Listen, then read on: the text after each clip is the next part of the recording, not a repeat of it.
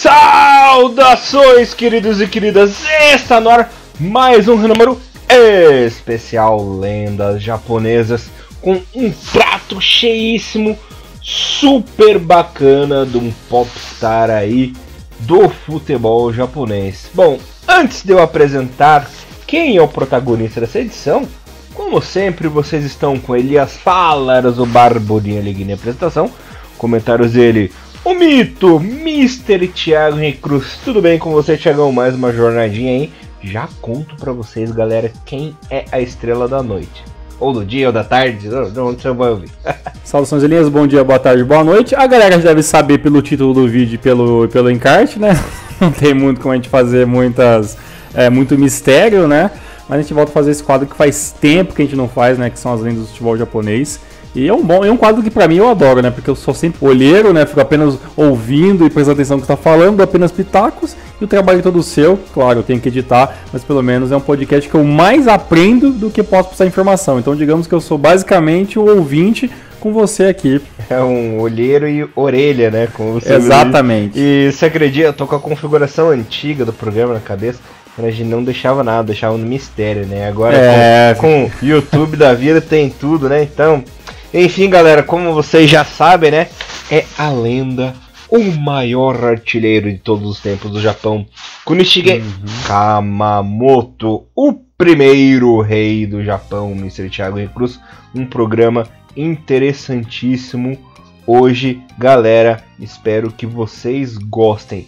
Antes da gente começar o programa, Thiagão, tem alguma coisa a declarar aí? Ou bora? Antes de qualquer coisa, é claro que a gente agradece por ter essas boas e lindíssimas capas. É claro, ao Glauber Tanaka, que é o cara que está dando uma força gigantesca para o número há anos. Então, essa capa sensacional do Kumamoto. Então, no meu agradecimento pessoal ao grande Glauber Tanaka, Elias. Glauber, muito obrigado por ajudar com o anos aí com a gente. Não é brincadeira, Glauber. Sabe que você é o cara. Bom, Thiagão. Oi, fala. Não, se eu falar alguma coisinha? Eu só sei que o Kamamoto, ele vem do time lá de Waseda, né, da faculdade, aonde eu sou o brother dos caras no Twitter. Desculpe, eu tinha que falar isso. Era esse gancho que eu ia dar pra você agora. Aproveita e continue a perguntar. Ô, Thiagão, os teus amigos lá de Waseda. Pois é, cara. Quando eu vi isso lá no Transmart, né, eu falei, caraca, velho, ele começou jogando na faculdade de Waseda. Uma coisa que eu sei, Elias, é que é uma faculdade de 90 anos já, praticamente, e que o time deles é bem antigo, bem tradicional no futebol universitário no Japão. E olha, se a gente começar a ver uma lista aí, tem muito jogador da J-League hoje que saiu pela Waseda. Então, normalmente, se você pegar um jogador muito novo, aí você dá uma olhadinha lá da onde que veio, a cada 10 jogadores que hoje estão na J-League, pelo menos um veio da Universidade de Waseda, cara. Muito bom, sensacional isso aí. E não só no futebol, como em várias modalidades esportivas, né? Inclusive no esqui de gelo, né? Não é rock de gelo. Aquele patinação artística no gelo lá, sabe? Também. Sim, eu vejo também deles também no beisebol, que você ia falar. Também tem as meninas também de natação também. É uma faculdade realmente muito forte no esporte. Isso é muito bom. Isso é legal mesmo, né? Bom, galera, um dia nós vamos fazer um especial das universidades do Japão aí, vocês fiquem de olho que será um programa bem legal. Já dei um spoiler pra vocês aí, né? Mas enfim. Bom, Thiagão, falando do nosso protagonista, o Kamamoto, ele nasceu em Kyoto no dia 15 de abril de 1944, um ano importante aí pro mundo, né? Meio da Segunda Guerra. Foi um pouco antes da invasão da Normandia, entrando para a parte histórica. Não vou parar de me esbir da parte histórica. Ele, como você disse, passou a carreira jovem na Universidade de Waseda, né? E não demorou muito para ele chegar no futebol profissional. Ele chegou no nosso querido Yanmar Diesel, que é o atual Cerezo Osaka, né, Thiagão? Ele se tornou aí, na década de 60 e 70, simplesmente o maior jogador, de mais destaque, mais importante jogador aí no futebol japonês, né? Ele fez 202 gols na liga em 251 jogos, né? Uma marca assombrosa, estrondosa, absurda na época, né? Porque ele era um jogador realmente diferenciado, se destacava demais dos outros e conseguiu esses números estrondosos. Uma coisa que eu quero citar do Kamamoto, inclusive uma citação que eu peguei lá do museu da JFA, comentando dele. Ah, é? Uhum. Então, tipo assim, ele chegou teoricamente, ele se tornou profissional relativamente rápido, então. Isso, aham. Ele entrou na universidade no ano de 63, ficou até 66, e logo em 67 ele já virou profissional, né? Jogador profissional ali, na época metalúrgica da JSL, por assim dizer, né? Do futebol de empresas lá. E ficou até 84. Foi uma carreira bem duradoura. Cara, e outra, uma carreira em um clube só, né? Em um clube só no Yamar Diesel. Caraca, genial. Isso é muito bom, é claro. Isso é reflexo de outra época, né? Ah, com certeza, né? Uma das coisas que eu tenho uma dúvida sobre o Kawamoto é sobre as estatísticas que aparecem dele, Elias. Porque assim, eu já vi alguns sites que ele jogava como centroavante. Em outros eu vi ele jogando como segundo atacante. Tem como a gente definir qual que era a posição principal dele, se ele jogava mais fora da área? Porque pra mim, eu jurava assim, eu como observador e sabendo alguma coisa histórica sobre o futebol japonês, ouvi falar que ele jogava de centroavante. Agora eu fiquei meio na dúvida. Ele é o jogador da área mesmo. Jogador de área mesmo. Centroavante, ele não tem essa de segundo atacante, não. Ele era o goleador, ele era o Romário da época. Legal, assim muito dizer. Bom. Inclusive, existem umas curiosidades sobre a artilharia dele da seleção japonesa, que existem 2 números.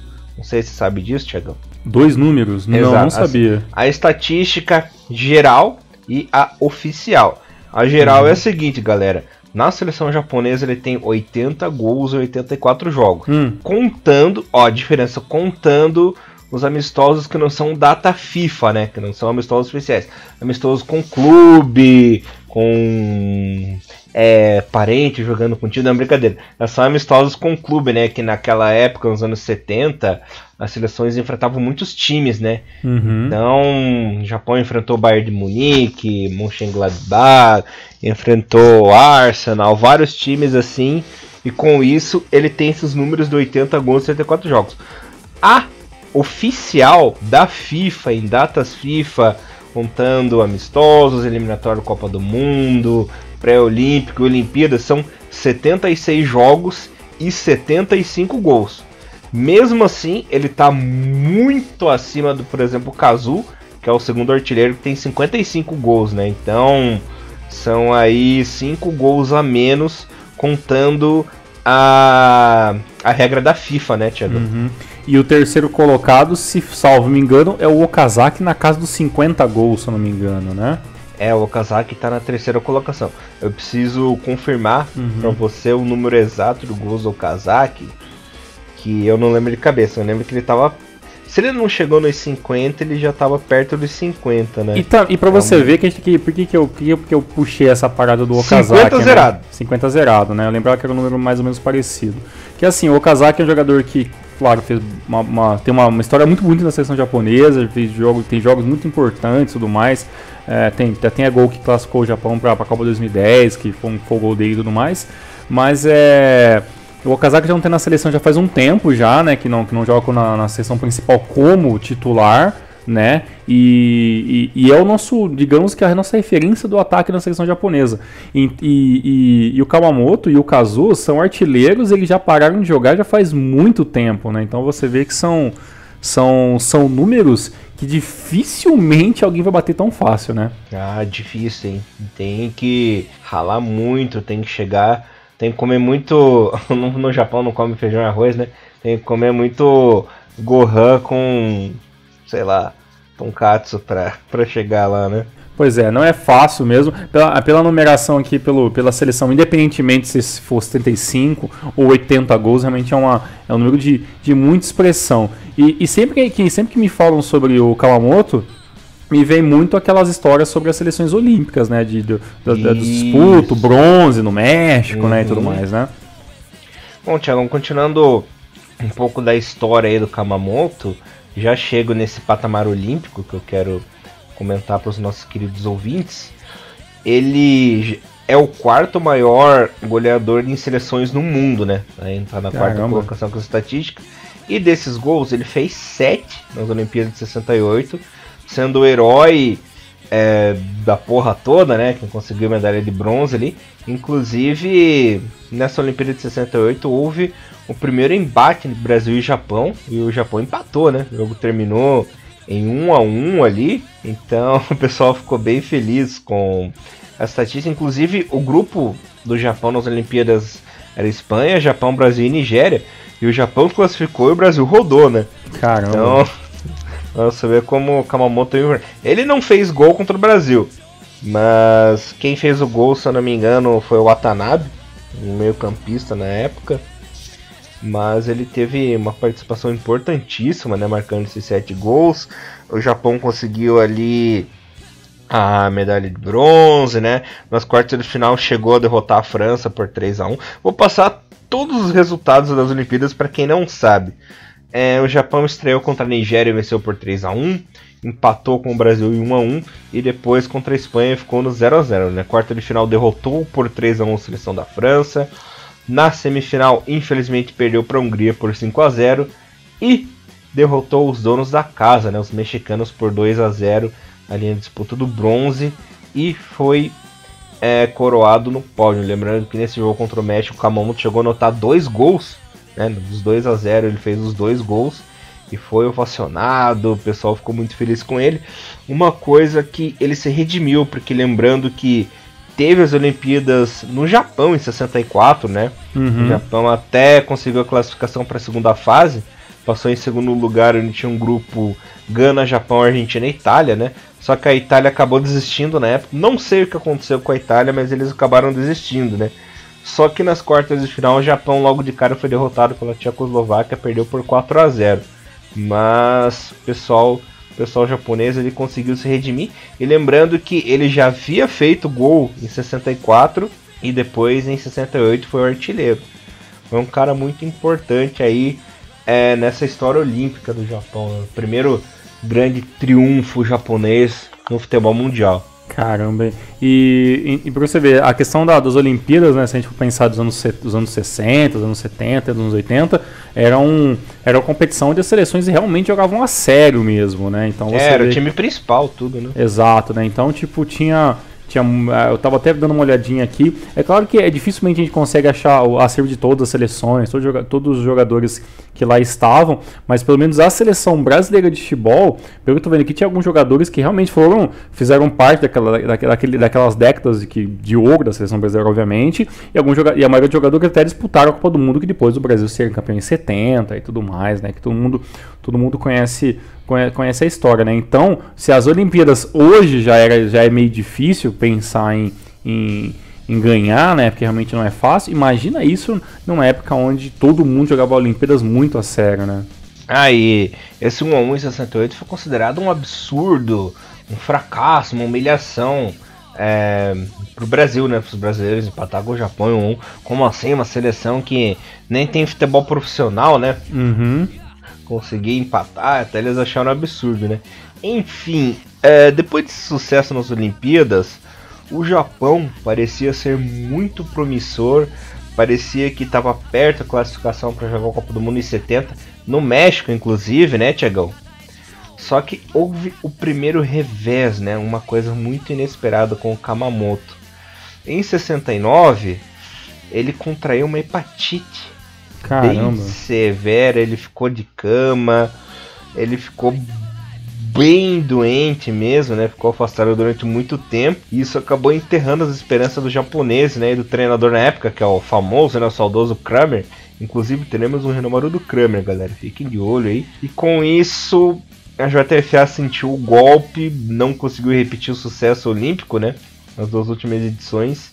E acabou ficando de fora da Copa do Mundo, né? Teve uma eliminatória bem pífia, o pessoal sentiu o baque e o Japão não conseguiu classificação. Lembrando que o representante asiático na Copa de 70 foi Israel, né? Que ainda jogava no continente da Ásia. Caramba, que loucura. Sabe uma coisa que eu tava vendo depois, Elias? Até você falando sobre nesse assunto de Olimpíada e tudo mais, que aquela Olimpíada onde o Japão conseguiu chegar na terceira colocação e tudo mais, que o Brasil foi com uma seleção olímpica, alguns jogadores oficiais, outros que não eram da seleção, e aí você acabou até falando que o empate foi meio visto como algo ruim para a seleção brasileira, né? Mas eu vou te falar que a seleção brasileira ela já vinha passando por uns perrengues. Isso é uma observação que você vai gostar. Sabia que a seleção brasileira empatou com o time do São Carlos no pré-olímpico antes de viajar? Em 68 o Brasil empatou em 3-3 com o time de São Carlos. Então você vê que a situação da Canarinho já não tá muito fácil para jogar no México, né? Então teve esse... Era bom, hein? Mas também os caras levavam um zagueiro dolaria pra jogar a Olimpíada. Entendeu? É meio complicado, né? Eu tava dando uma olhadinha aqui nos jogadores, né? Tinha jogador realmente do Laria, mas tinha jogador do Palmeiras, do Santos, do São Paulo, né? Praticamente os times de São Paulo, assim, eles meio que dominavam alguns períodos, assim, da seleção brasileira, né? Então, só essa pequena observação aí que a seleção brasileira empatou com o time do São Carlos, no mesmo mundo que empatou com o Japão nas Olimpíadas, né? Então, não tá fácil, não tava fácil a vida da seleção brasileira também. Fase do Brasil aí. Que fase. Dia 10/3/68, o Brasil 3, São Carlos de São Paulo também 3. Thiagão pau dureceu, sem informação. Chupa Brasil. Mas continuando. Continuando a trajetória, não tem como separar o Kamamoto da seleção japonesa do Yamar Diso, né? A mesma coisa. Depois desse revés, dessa doença que acabou aí pegando de surpresa o jogador, ele retornou à seleção a partir de 70, mas a parte daquele tinha a maioria da geração do México já havia sido perdida, né? E também devido a um relaxo, os devidos preparativos pífios na geração de jogadores, né? Na troca de geração 68 para a próxima. O futebol japonês ele entrou em um longo período de estagnação que a gente sabe, né? Ficou aquele estacionado, teve um pequeno lampejo ali nos anos 80 e só depois em 98 conseguiu a Copa. Mas ao contrário do futebol japonês, Kamamoto foi um cara que evoluiu depois desse revés, né? Vou contar umas curiosidades pra você, Thiago, e pra galera, né? O Kamamoto, ele era conhecido pelo ódio de perder. Ele detestava perder jogo, era um cara que não se entregava, ele conseguiu se recuperar aí com louvor da doença, né? E a partir de 1970 ele jogou mais ainda, jogou, evoluiu tecnicamente e foi o auge da carreira dele nos anos 70, assim, foi que houve a explosão, um fino da bola, ele começou a jogar muito mesmo, né? Então, mesmo a seleção em baixa, ele jogava bem no Yamar, ele conseguiu até uma vaguinha no Best Eleven do futebol mundial, né? Que eu vou contar um pouquinho mais tarde. Conseguiu destacar e conseguiu ser conhecido mundialmente devido aí a sua habilidade técnica, né? Nos anos 70 todo mundo conheceu o Kamamoto e foi considerado o primeiro superstar, né? O primeiro jogador famoso mundialmente do Japão, Thiago. Olha só. E você vê como é diferente, né? Você mesmo falou, né? O Japão passou por aquela década aqui que pra nós, assim, até uma década meio que perdida, né? Porque o Japão não conseguiu grandes feitos, né? Dos anos 80, aí bate na trava na Copa do Mundo e aí vai chegar na Copa do Mundo apenas no finalzinho dos anos 90, né? Pela primeira vez. E o Kamamoto é aquele cara que ainda continuou melhorando, e tinha um negócio que talvez era o grande diferencial dele, né? Porque a gente viu uma J-League, né, nos anos 90, alguns jogos muito levados até, não num tom de brincadeira, mas um tom muito amistoso, né, e o Kamamoto é esse cara que não gostava de perder, né, que levava os jogos todos muito a sério, e isso até se reflete muito nos vídeos, né, a galera pode jogar no YouTube aí e colocar, né, Kamamoto gols, né, o nome dele é Kunichigi Kamamoto, você vai ver alguns compilados de gols, e muitas vezes quando o Japão estava perdendo os jogos, ele fazia o gol, pegava a bola debaixo do braço e colocava no meio de campo para continuar o jogo mesmo, né? Não tinha comemoração, não é porque ele estava fazendo o gol, não adiantava nada fazer um gol se estivesse perdendo, né? E a gente percebe que se outros jogadores tivessem essa mesma mentalidade, né, de jogar um futebol um pouco mais sério no Japão, talvez até a evolução do futebol japonês teria sido até um pouco mais rápida, né? Então, porque foi muito oba-oba no começo dos anos 90, né? Tá perdendo, né? Até porque tem aquelas histórias do Dunga, né? Que ele xingava os jogadores japoneses, pô, vocês estão perdendo, estão rindo, né? Isso não faz o menor cabimento, né? Então, é bom saber que teve jogadores clássicos do Japão que tinham já essa garra embutida já. Antes de eu comentar ali os títulos e tudo que ele fez ali pela equipe do Yanmar, eu quero comentar um negócio bem legal. Ó, galera, uma outra característica do Kamamoto é que ele era muito forte e encorpado, né? Acima demais dos outros jogadores japoneses. Uhum. Ele, por exemplo, ele tinha 1,80 m, né? O maior jogador da equipe em anos, o maior jogador da J-League em anos. Naquela época os jogadores japoneses eram franzinos, magrinhos, baixinhos, tanto que ele era considerado uma anomalia genética para o japonês, né? Ele quebrava todos os padrões de equipes, né? Da seleção, da J-League, enfim. Era um cara que se destacava em tudo, né? Era o famoso tourinho, né, Thiago? Exato. E pra você ver, você falou que tinha um 1,80, tem lugar que fala 1,79, mas a variação é minúscula de diferença. Mas o mais importante que isso, né? Ele realmente parecia ser muito maior do que isso para os jogadores, né? Porque você vê a diferença física dele, né? Que a gente fala, né? Que naquela época que é a época do futebol, daqueles shorts minúsculos, né? Então você vê que realmente ele tinha as batatas da perna muito bem definidas para um jogador daquela época, né? Nos anos 70, anos 80, a gente sabe que ninguém era muito musculoso, né? Sempre jogadores mais magros, né? E tudo mais assim. E você vê que fisicamente ele era muito diferenciado e parecia ser muito mais alto. Sem zoar, eu jurava, olhando assim pela TV, parecia que ele tinha quase 1,90 m de altura perto de alguns jogadores japoneses, né? E é claro, por isso, gols de cabeça era uma coisa até meio que comum, né? Vindo dele, né? Uhum. Continuando agora falando das glórias. Além dele ter sido artilheiro das Olimpíadas em 68, né? Pelo Yanmar, ele foi eleito 7 vezes o jogador do ano no futebol japonês. Foi artilheiro 7 vezes da JSL, né? 68, 70, 71, 74, 75, 76, 78. Esteve 14 vezes no Best Eleven da liga também. Líder de assistência 2 vezes. Ganhou aí também troféus como Espírito de Luta. Em 74 atingiu os 100 gols, estatística de 100 gols. Em 81 atingiu a estatística de 200 gols pela J-League, né? É um cara que tem uma riqueza assim espetacular de títulos, né? E foi o principal nome que fez o Yanmar Diesel crescer, né? Foram aí, com os pés dele, a equipe venceu 4 vezes a Liga, venceu 3 vezes a Copa do Imperador, ganhou um torneio da Rainha da Tailândia também, chegou a vencer com o Yanmar Diesel a Copa Japão-Coreia 2 vezes, 76 e 81, né? Que era disputada entre o campeão da Coreia e o campeão do Japão, né, Thiagão? Então, um torneio amistoso, assim. Alavancou também títulos com a Universidade de Waseda, né, na Copa do Imperador, 64 e 67. Ganhou o torneio nas universidades de 66, né? 3 vezes ganhou a Liga de Kanto, em 63, 65, 67. Era um cara vencedor desde o tempo da universidade, né? Mostrou a seleção japonesa para o mundo, né? Conseguindo essa medalha de bronze, essa boa campanha em 64 também.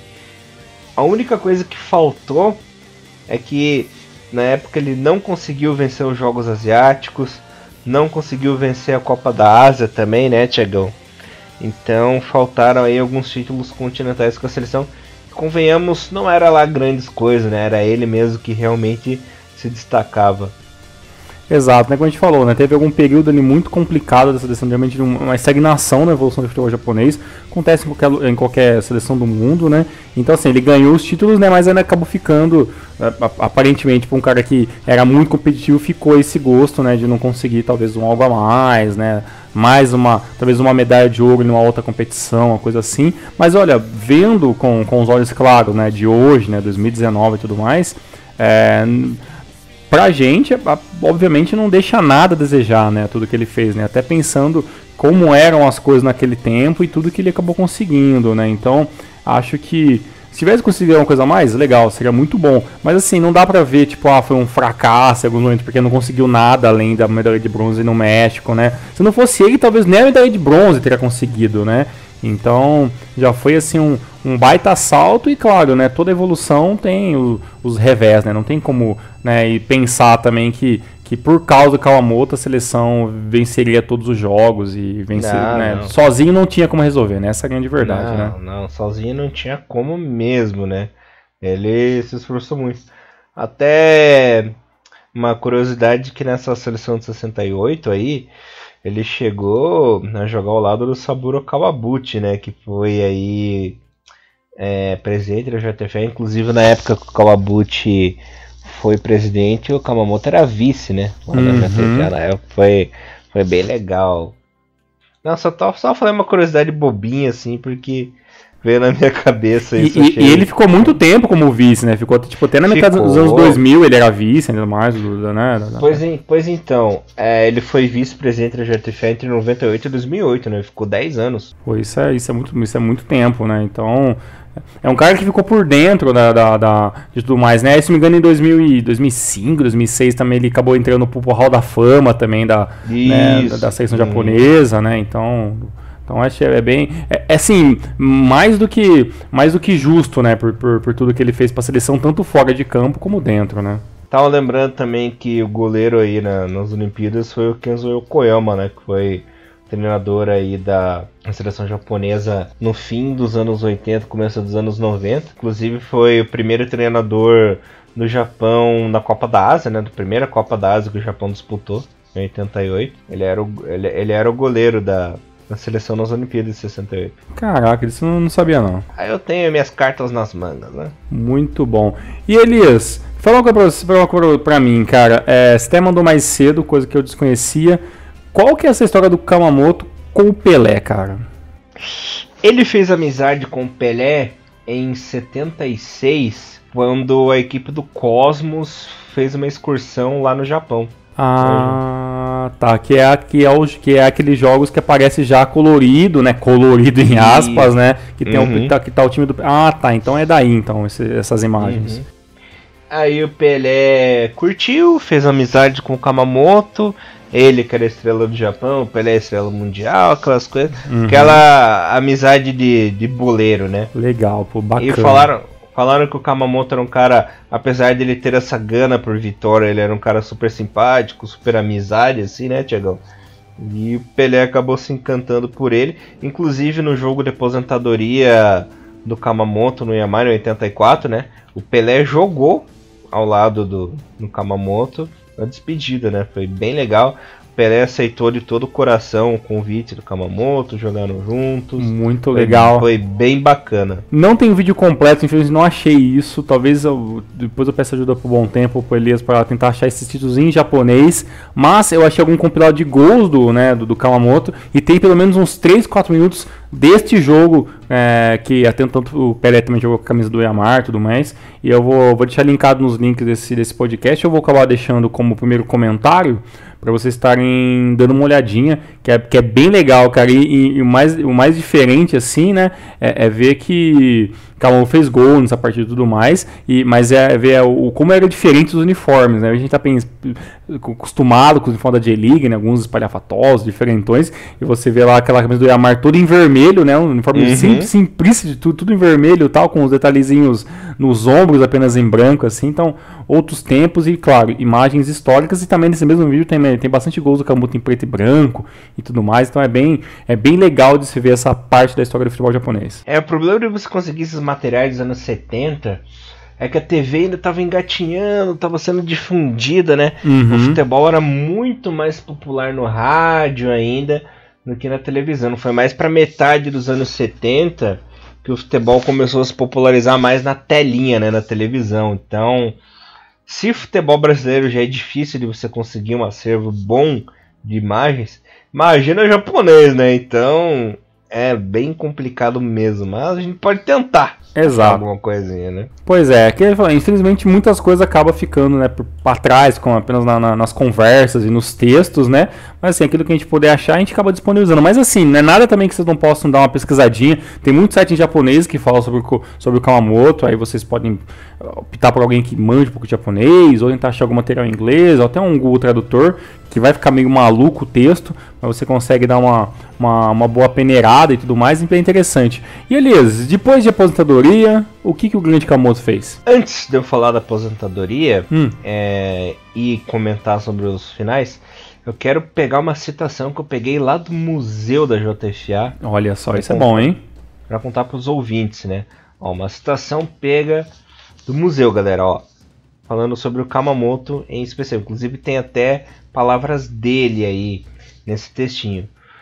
Seu corpo era excepcionalmente bem construído para um japonês, né? Ele desenvolveu suas próprias técnicas, precisa para chutar, driblar e controlar a bola, né? Ele sabia como usar tudo isso para ajudar a sua equipe, tanto em Yamar quanto a seleção. Mas a área na qual Kawamoto tinha mais autoconfiança era na sua capacidade de finalização. Tendo jogado ao lado de homens como Johan Cruyff, Michel Platini, Bernd Schuster no Best Eleven Select 11, né, na cidade de Barcelona, Kawamoto disse: "Ver jogadores como este mostraram-me o quão bons os melhores futebolistas do mundo realmente eram, né? Dito isto, eu ainda pensava que eu poderia finalizar e chutar a bola pelo menos tão bem quanto qualquer um deles, né?" Então, aí dá para dizer que realmente ele já tinha as habilidades dele e queria melhorar, né? Ele jogou ao lado dessas superestrelas aí e queria se desenvolver mais ainda, né? E uma citação final ali do museu, que é uma coisa que faz muito sentido, que você vai concordar também, eu achei isso bem plausível, ó. Desde sua aposentadoria, o Japão ainda está para produzir um atacante mais completo que Kunichige Kawamoto, né? Isso pode parecer que Kawamoto era uma espécie de aberração da natureza dentro do futebol japonês, mas principalmente se olharmos lá para trás, para a história técnica do esporte dentro do Japão, é ainda mais assustadora essa habilidade e destaque que o Kawamoto teve no futebol local. Não, faz todo sentido, né? Porque realmente, após essa era do Kawamoto, e claro, né? E hoje com todo a modernização, pro bem ou pro mal do futebol como um todo, né? Você dificilmente vai ter um jogador, né, que vai querer, vai poder, vai ter querer e talvez poder desenvolver seu próprio tipo de treino para melhorar a finalização, né? Hoje em dia é tudo regrado, né? Às vezes os jogadores não podem nem fazer um treino extra, né? Uma reclamação que a gente vê muito aqui no Brasil mesmo. De às vezes, né, os jogadores mais antigos falam: poxa, na nossa época a gente ficava depois do treino para treinar a falta, para treinar não sei o que, e hoje em dia não pode, porque o cara pode se lesionar, o clube pode tomar uma multa do empresário. Então, sabe, é um outro esporte jogado hoje em dia, né, com outras regras, né? E naquela época, claro, há mais de 30 anos atrás, quase 40 anos atrás, o futebol era jogado de outra maneira, né? E claro, isso até possibilitava que um jogador autodidata como o Kawamoto pudesse fazer um treino diferenciado, alguma coisa assim. E um detalhe muito legal, Elias, que você vê os gols do Kawamoto e os lances dele, né? Alguns até não só de gol, mas de construção de jogada. Você percebe que ele tinha um leque assim, de possibilidade, né? Ele fazia gol de fora da área, estava muito alto, isso era muito legal. De brava, fazia a finta. Teve até um gol, até nesse mesmo link que eu citei, né? Que tem ali o jogo do Pelé jogando junto com ele. Tem um dos lances que ele recebe a bola, ele faz o corta-luz, né? Ele finta o jogador, faz o corta-luz e bate no canto do goleiro, assim, tal, sabe? Tipo, não era só um cara de força, né? O cara, ele tinha realmente uma ginga mesmo, assim, de jogar, sabe? Sabia o que estava fazendo, e isso é muito legal. E é uma pena, né, que não apareceu outros, né, Kawamotos aí nos anos 80 para dar uma ajudinha mais para nossa seleção. É realmente uma pena, né? Dói o coração em saber disso. Tiagão, uma coisa que eu queria comentar com você, que você havia citado sobre a aposentadoria dele, uma curiosidade é que entre 78 e 84, o Kawamoto jogou como jogador técnico, jogador-treinador. Ah, olha aí. Essa citação tem, se não me engano, tem até uma das poucas coisas que tá certas, né? Quando a gente vê coisa de Wikipedia, mas realmente ele fez, alguns últimos anos ele foi como jogador treinador no caso do Yamar mesmo, né? Isso, no Yamar. E só para completar a citação, demorou para traduzir essa citação da JFA, hein? Meu Deus do céu. Ainda bem que é fácil. Ainda bem que eu dei uma melhorada no meu japonês, senão ia demorar mais 500 anos para traduzir essa desgraça. Para dar uma ajuda. E até por isso que, se a gente for ver, nos últimos 2 anos de clube, né, ele praticamente quase nem atuou, né, porque ele fazia mais o trampo de técnico, né, teve ali uns 2 jogos, 3 jogos por ano, né, até que realmente veio a aposentadoria.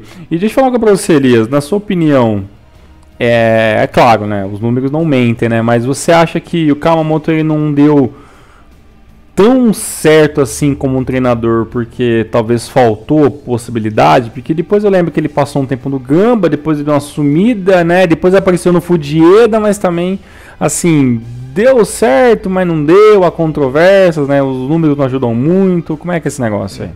Então, para deixar o ouvinte bem antenado, ele terminou o trabalho em 84 pelo Yammer, depois só em 91 ele foi treinar no Gamba Osaka, né? Ficou de 91 a 94.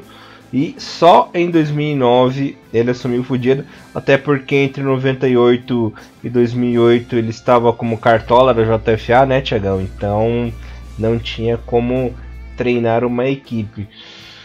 Essas são aquelas perguntas que a gente nunca vai saber a resposta verdadeira, né? Uhum. Então é bem complicado de saber. Acredito eu que ele tem abandonado o cargo de treinador justamente pela carreira política que ele queria seguir. Ele também tinha ambições em ser político, né? Conseguiu.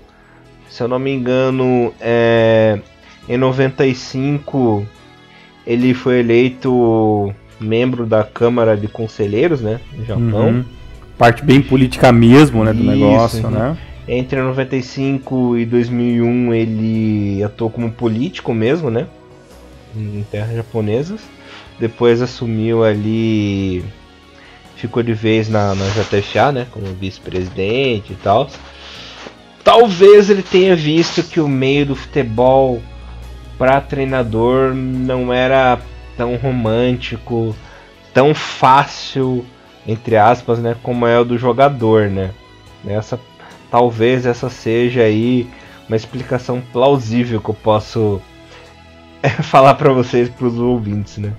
Até porque ele pegou ali o final dos anos 60, metade dos anos 60, né, 64, até ele se aposentar lá em 84, ele passou por, digamos que, o final daquele futebol que não era assim tão profissional, né, não envolvia tanto dinheiro, né, e aí quando ele entrou talvez na parte política, claro, depois de passar 3 anos como técnico do Gamba Osaka e tudo mais, até não era nem Gamba Osaka, né, era ainda o nome era Matsushita Electric, né, se não me engano o nome do Gamba antes de virar, né, do time oficial. Do pai do grande Hiro Matsushita. Exatamente, pai do grande Matsushita.